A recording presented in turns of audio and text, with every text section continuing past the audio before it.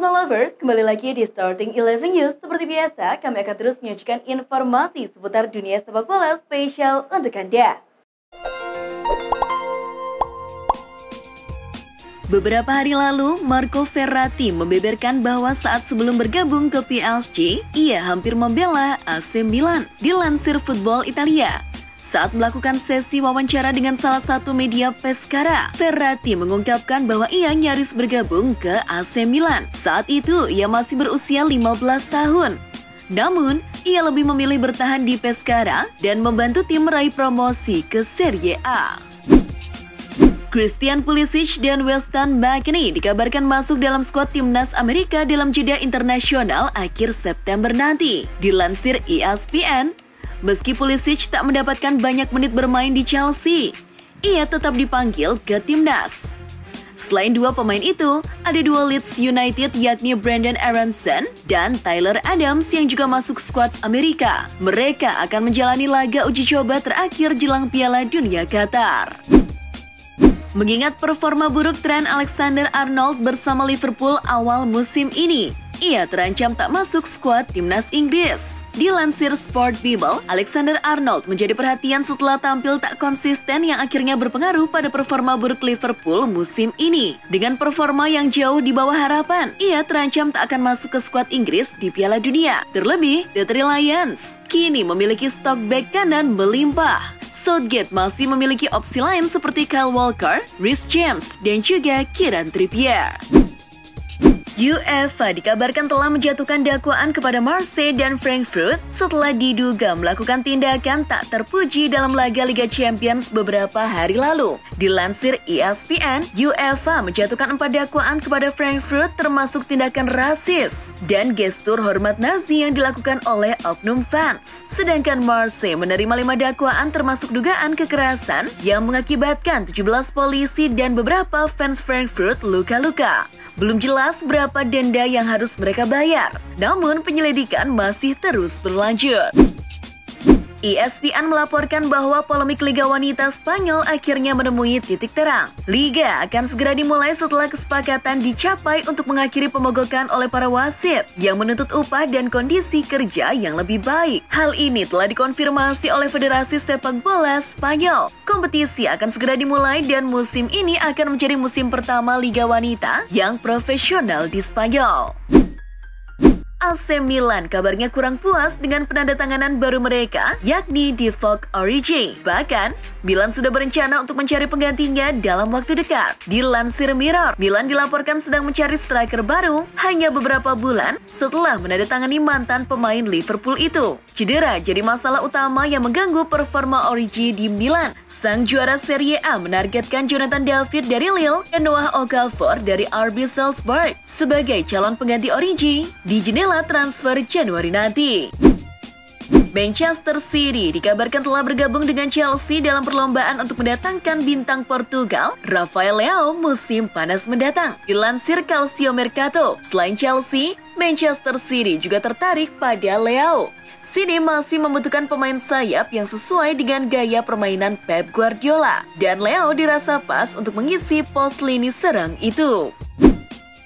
Usai mencetak gol kemenangan melawan Borussia Dortmund, Erling Haaland mendapatkan pujian dari pelatihnya Pep Guardiola. Dilansir ESPN, ketika Pep melihat gol akrobatik milik Haaland, itu mengingatkannya pada gol Johan Cruyff, tapi dengan teknik milik Zlatan Ibrahimovic. Ia merasa Haaland sama dengan Ibra yang mampu memainkan kaki sangat tinggi untuk menjangkau bola. Tata Martino telah mengumumkan skuad timnas Meksiko jelang pertandingan persahabatan terakhir sebelum Piala Dunia Qatar. Namun, belum ada nama Javier Hernandez di dalamnya. Dilansir Gol, persaingan lini depan Meksiko yang semakin ketat jadi alasan utama Chicharito belum dipanggil. Sang pelatih lebih senang mengandalkan Raul Jimenez di lini depan. Dengan jadwal Piala Dunia yang semakin dekat, Chicharito diragukan tampil di edisi Qatar kali ini.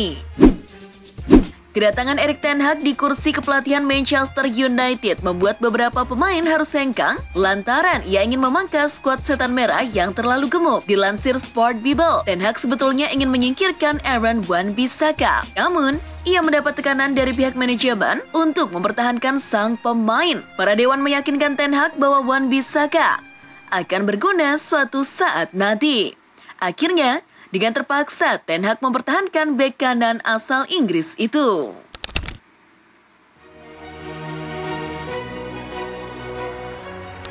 Di matchday kedua Europa League, Manchester United akhirnya meraih 3 poin pertama setelah menundukkan Sheriff Tiraspol dengan skor 2-0. Gol United dicetak oleh Jadon Sancho di menit ke-17 dan Cristiano Ronaldo di menit ke-39. Tak ada tambahan gol di babak kedua, skor 2-0 pun tersaji di akhir laga. Dengan hasil ini, MU naik ke posisi 2 sementara grup E Liga Eropa. Laga grup E lainnya, Real Sociedad semakin kokoh di puncak klasmen setelah meraih hasil positif atas Omonia Nicosia. Gol Sociedad dicetak oleh Ander Guevara di menit ke-30 dan digandakan oleh Alexander Sørloth di menit ke-80. Omonia hanya mampu membalas 1 gol melalui Felipe pada menit ke-72.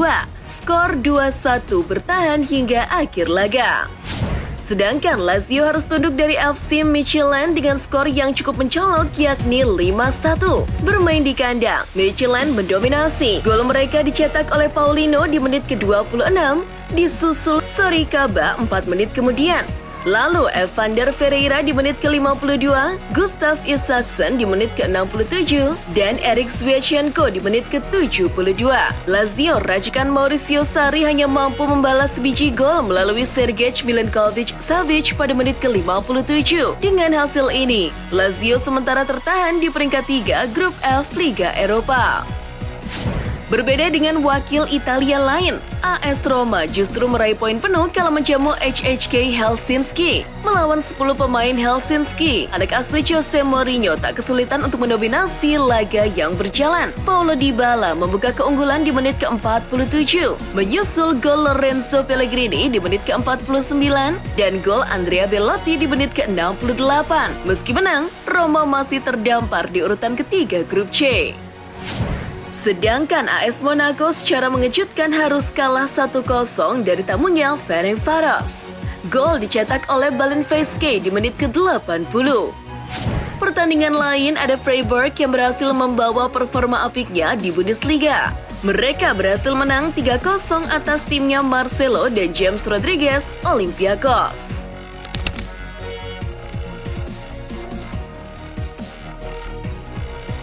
Beralih ke Conference League, West Ham berhasil menang 2-1 atas Silkeborg. Laga berjalan ketat. West Ham sempat tertinggal lebih dulu melalui gol Kasper Kuss di menit kedua. Namun, penalti Manuel Lanzini menit ke-13 berhasil menyamakan kedudukan. West Ham justru berbalik unggul dengan 2 gol tambahan yang dicetak Gianluca Scamacca dan Craig Dawson. Tuan rumah hanya mampu membalas 1 gol lagi di babak kedua.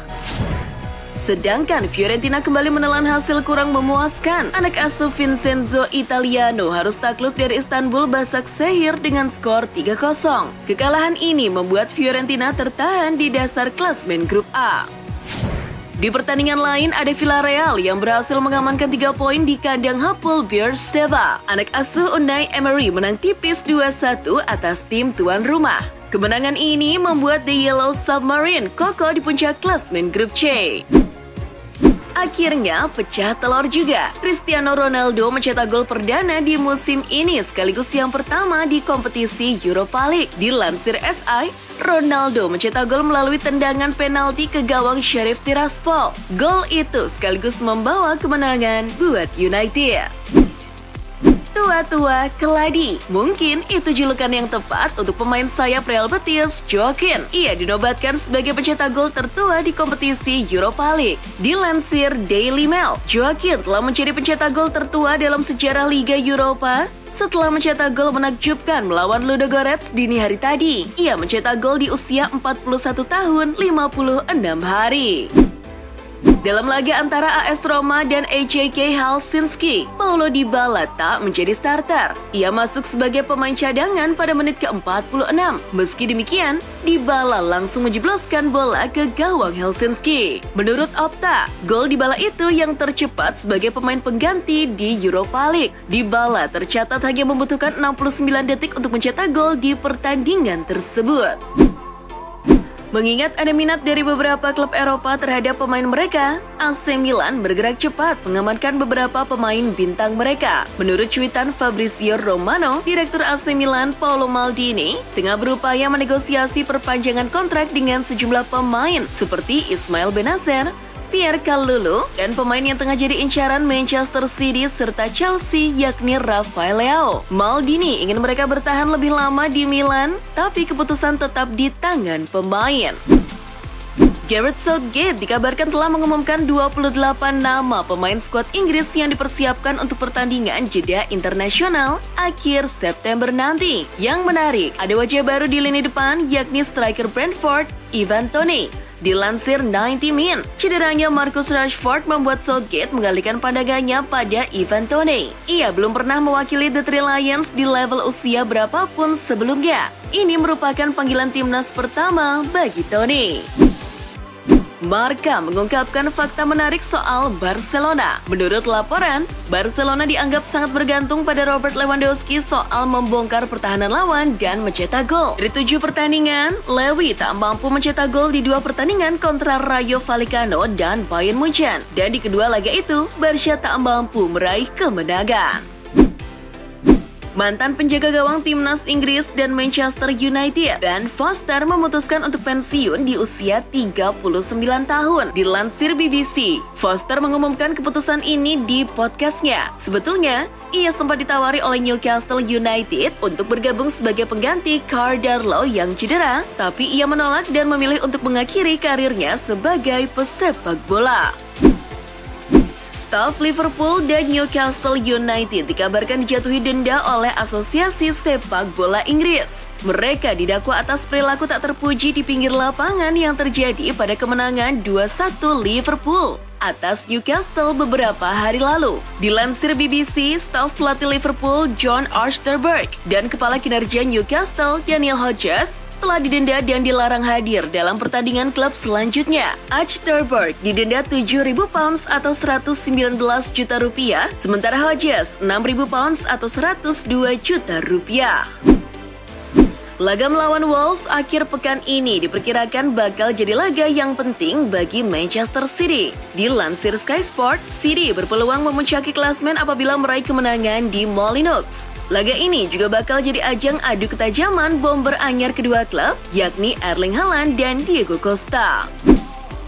Liverpool dikabarkan akan memutus kontrak peminjaman Arthur Melo pada Januari mendatang. Liverpool berpikir untuk mengembalikan sang pemain ke Juventus. Dilansir The Sun, The Reds membuka peluang untuk mengakhiri masa pinjaman Arthur di jendela transfer Januari mendatang. Hal itu akan dilakukan dengan syarat apabila Liverpool berhasil menemukan gelandang jempolan untuk menggantikannya.